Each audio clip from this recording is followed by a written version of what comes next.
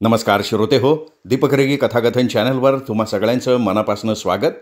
श्रोते हो, तुम्ही ऐकताय अभय बापट लिखित तोतया ही कादंबरी. श्रोते हो, कालच्या भागात आपण बघितलं की दोन तोतये एकमेकांच्या समोरासमोर आलेले आहेत. आता पुढे काय ऐकूयात आजच्या भागात. त्याच्या मानेखाली मी हात घातला.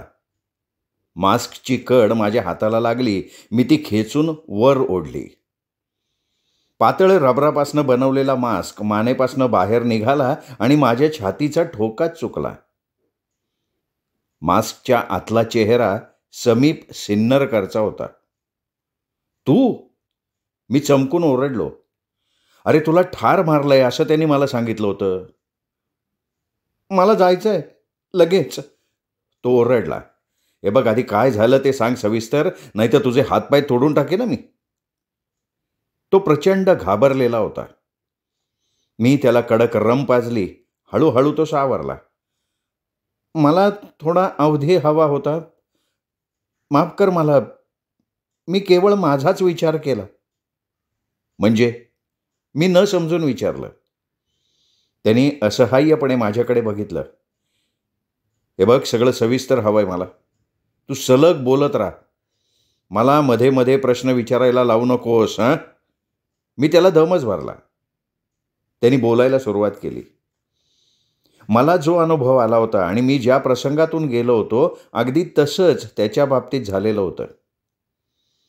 प्रीतम कपूरनं प्लाझा हॉटेलमध्ये प्राशिलाची आणि त्याची भेट घडवून आणली होती.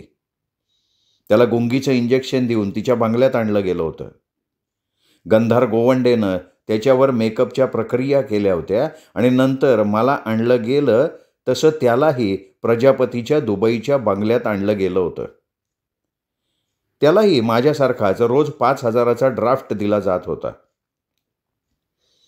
तू मालविकाला सुद्धा भेटलास? मी विचारलं. त्यांनी आपल्या शुष्क ओठांवरनं जीभ फिरवली आणि म्हणाला, हो, मी तिच्याबरोबर सहाय्य करायचा मोह नाही टाळू शकलो. तुलाही तिने सांगितलं का की आपलं लग्न झालेलं नाही आहे प्रजापतीबरोबर आणि खोट्या लग्नाच्या दाखल्यासाठी ती काय करणार आहे त्याबद्दल? समीपने मला विचारलं. हो, आणि तिचा खून झाला आहे, तुला कळलंय का? त्या लोकांनी मला सांगितलं की तिला झोपेत चालायची सवय होती. अरे, झोपेत चालताना कोणी वरून खाली पडलं ना तर किंचाळणार नाही. मी किंकाळी ऐकली आहे. मी जवळच होतो ते घडलं तेव्हा. मजहरनं तिची मान मोडली.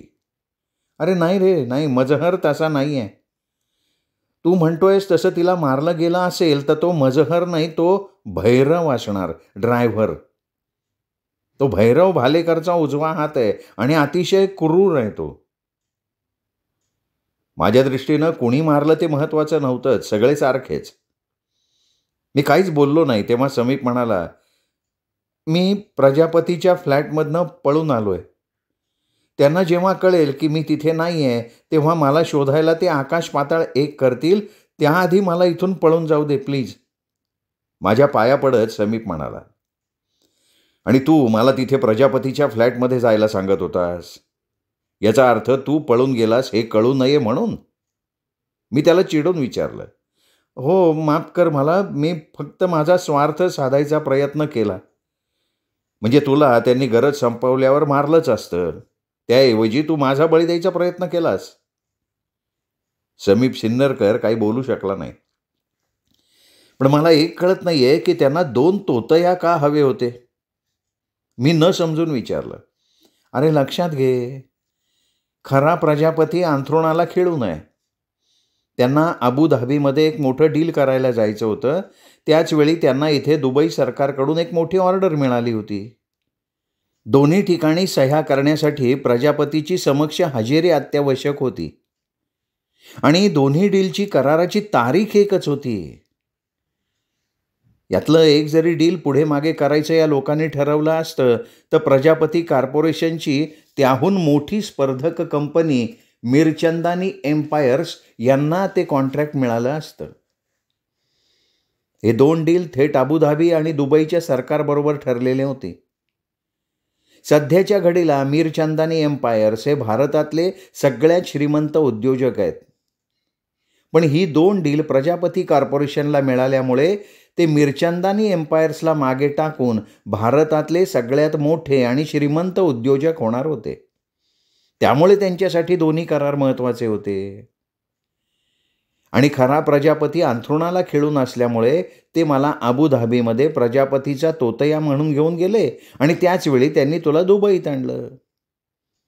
प्रेस रिपोर्टर्सना तू अधूनमधून दिसशील अशी व्यवस्था केली. इथल्या कागदपत्रांवर तुझ्या सह्या घेतल्या, जशा तिकडे माझ्या घेतल्या. समीपला माझ्यापेक्षा सुद्धा बरीच माहिती होती असं दिसत होतं. अरे पण मिरचंदानी एम्पायर्स हे फार मोठं नाव आहे. कापड, कागद, साखर, इलेक्ट्रिकल्स, वाहन उद्योग कशात ते नाही आहेत ते सांग ना. अरे त्या ग्रुपच्या खाजगी बँका सुद्धा आहेत. परदेशातही आहेत आणि भारतातही आहेत. इथे दुबईमध्ये पण त्यांच्या ॲपेक्स बँकेची शाखा आहे. ही ॲपेक्स तर खूप मोठी प्रायव्हेट बँक आहे ना. समीप एकदम बोलायचा थांबला.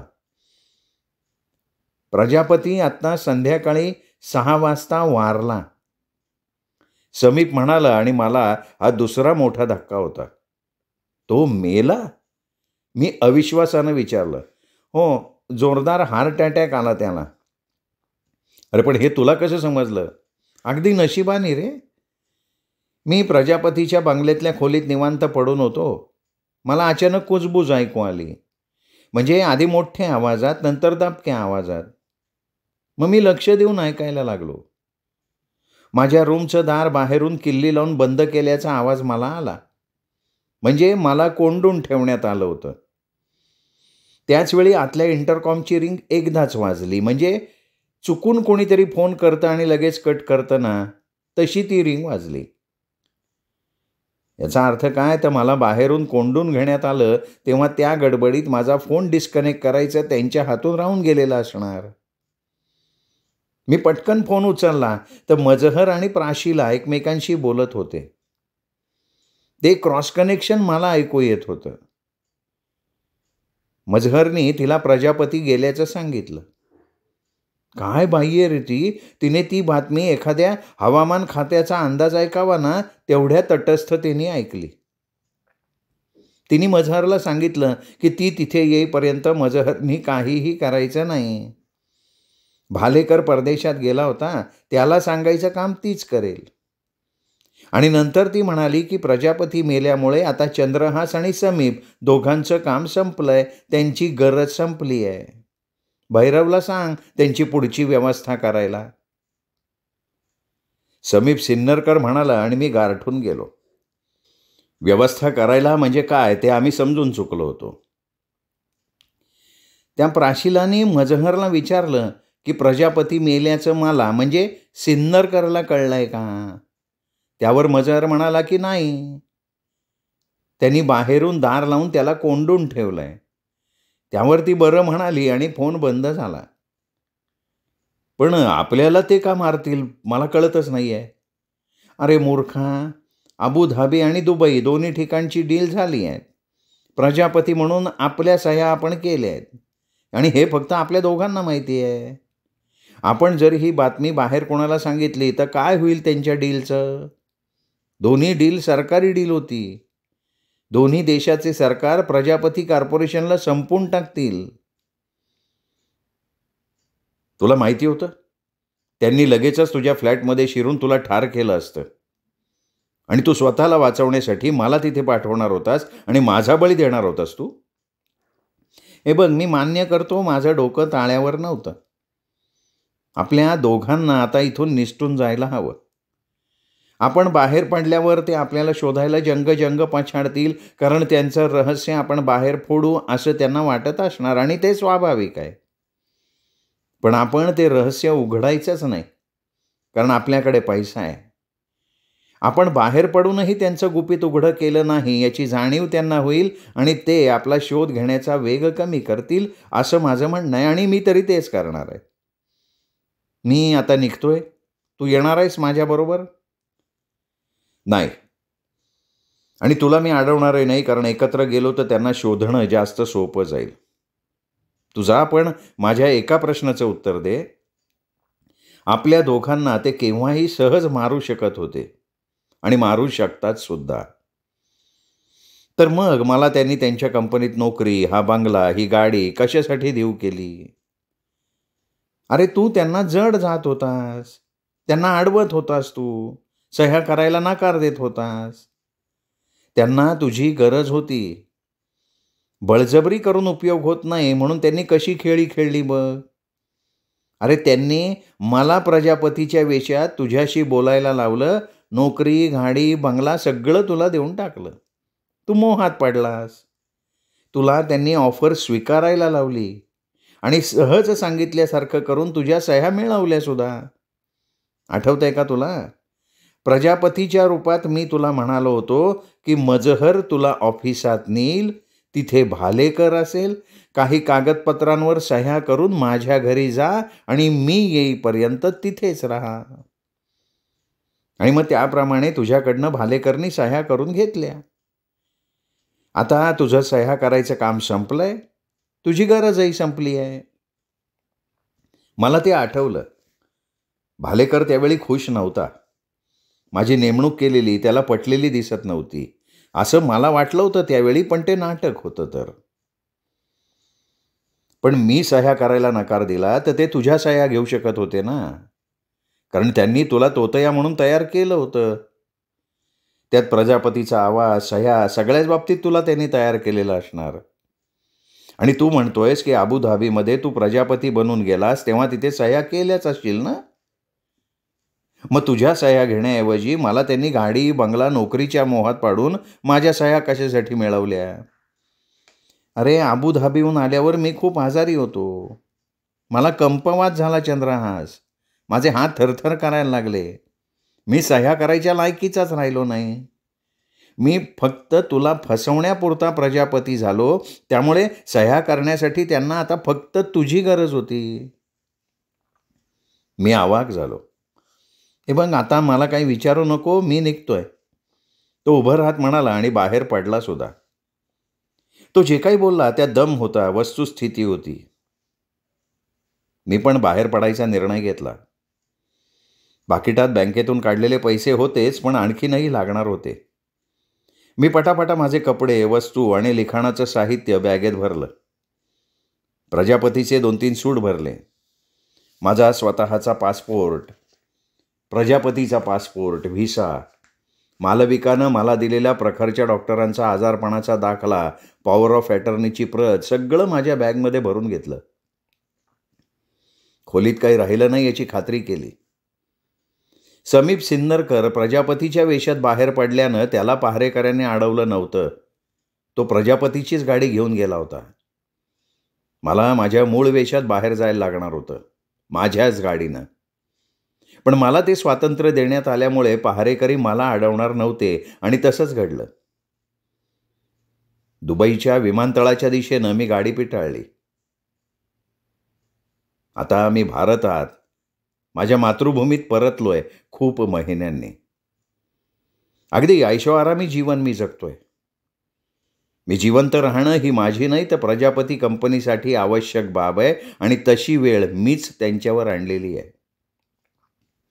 आता मला काही काम नाही, पण पैशांची चिंताही नाही आहे, कारण काम न करण्याचे मला रोज पैसे मिळत आहेत.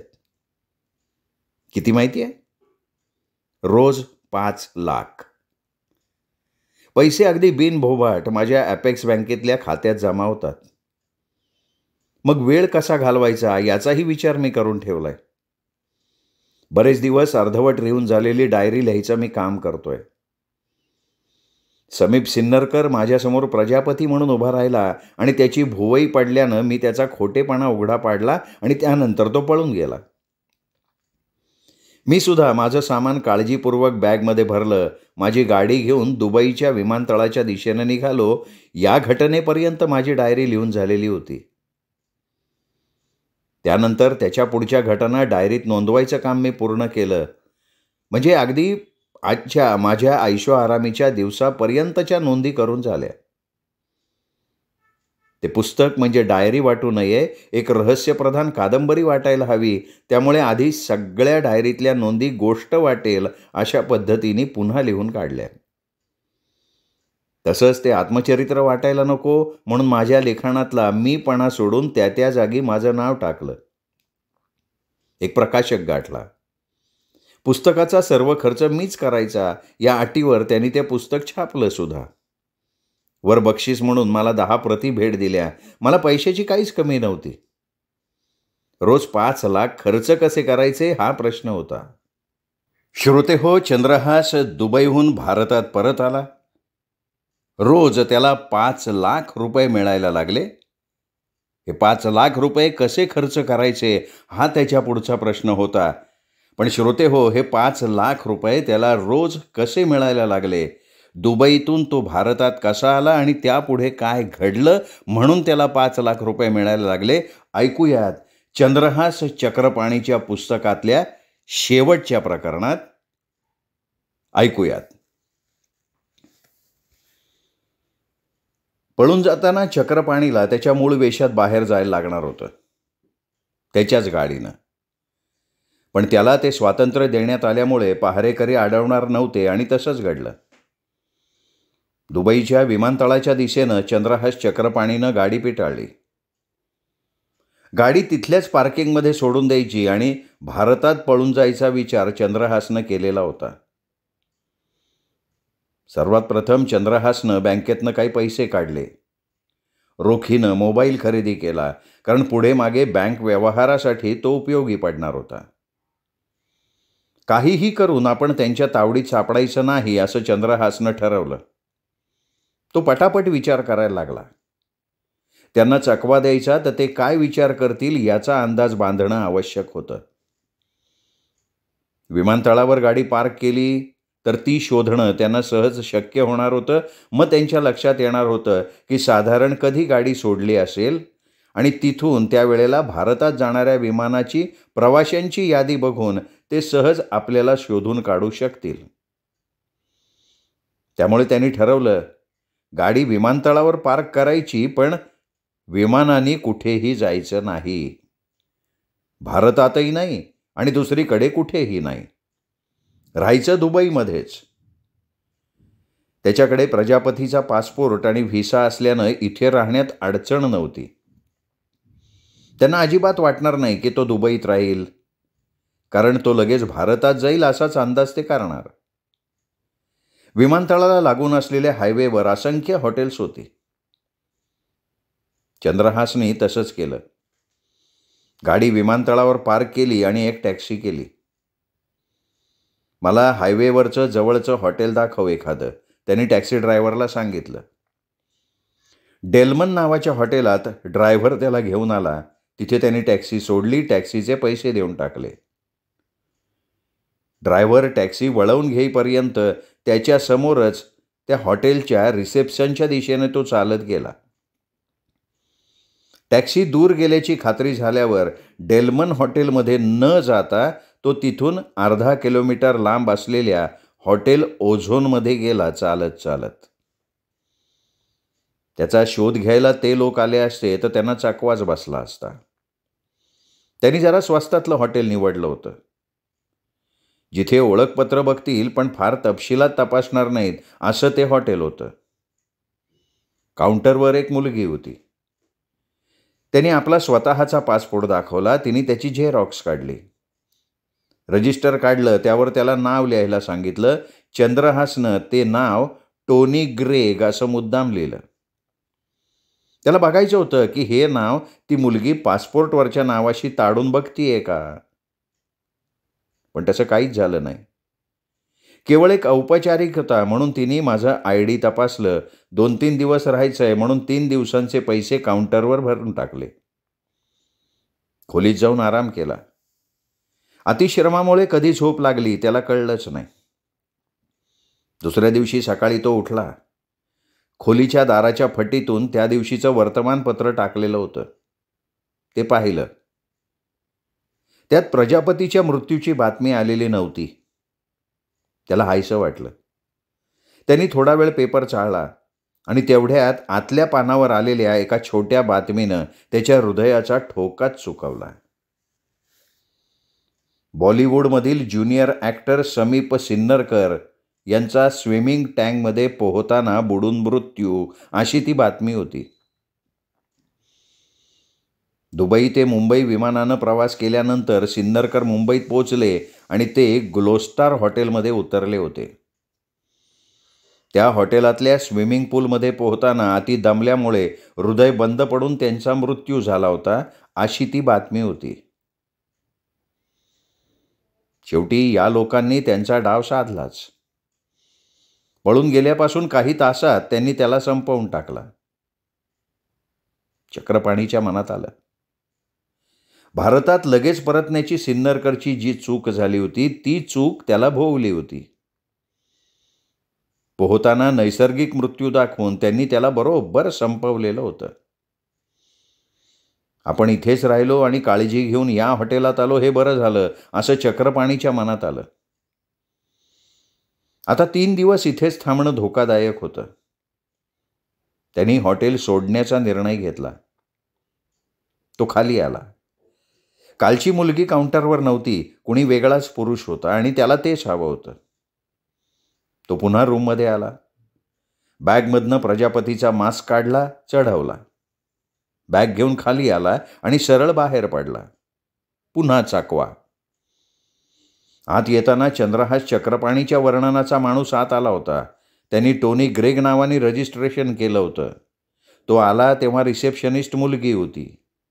तो 3 दिवस इथे राहणार असं म्हणाला होता आणि बाहेर पडणारा माणूस मात्र प्रजापतीच्या वर्णनाचा होता. रिसेप्शनिस्ट बदलला गेला होता आणि 3 दिवसांऐवजी दुसऱ्याच दिवशी तो बाहेर पडला होता. आता त्याचा माग काढणं त्यांना अवघड जाणार होतं. त्यांनी तिथून बाहेर पडल्यावर टॅक्सी केली. त्याला एका हॉटेलचं नाव आणि पत्ता सांगितला.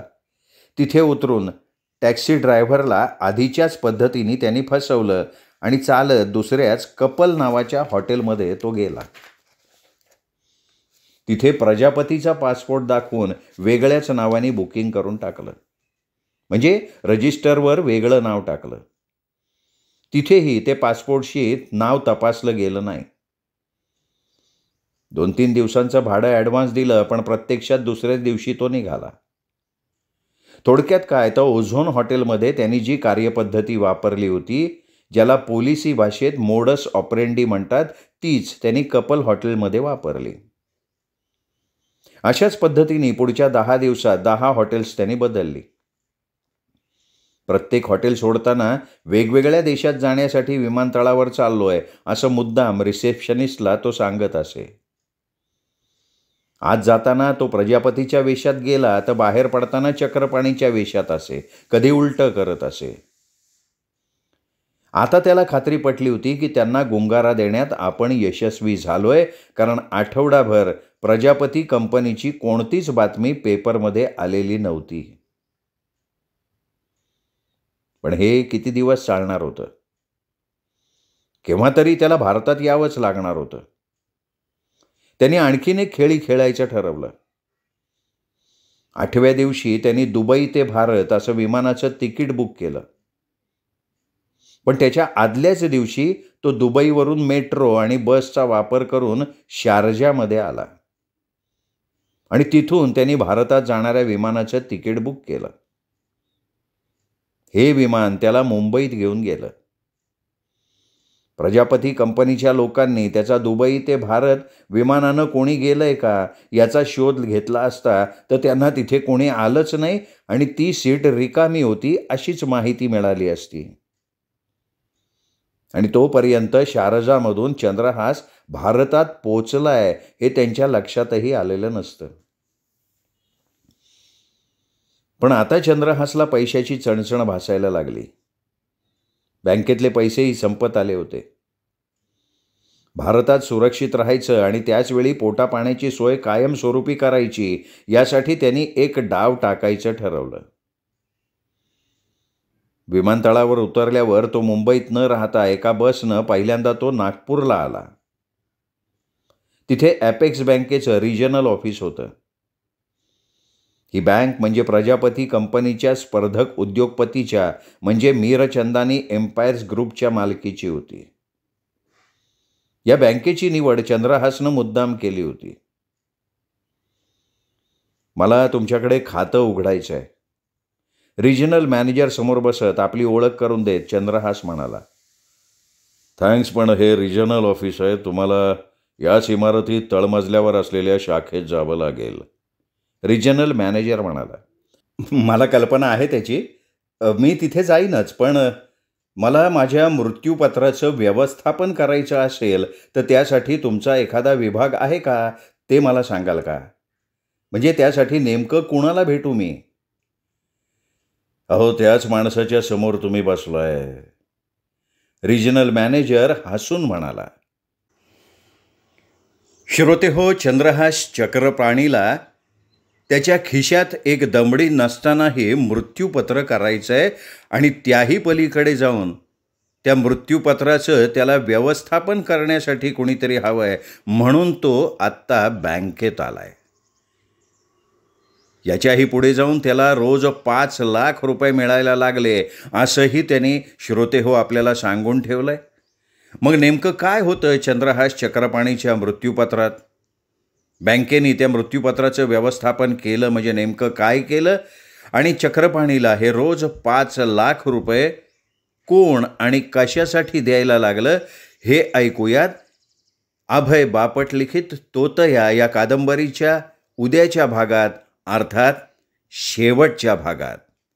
ऐकूयात उद्या तोतया या कादंबरीचा शेवटचा भाग दीपक रेगे कथाकथन चॅनलवर. तोपर्यंत नमस्कार श्रोतेहो.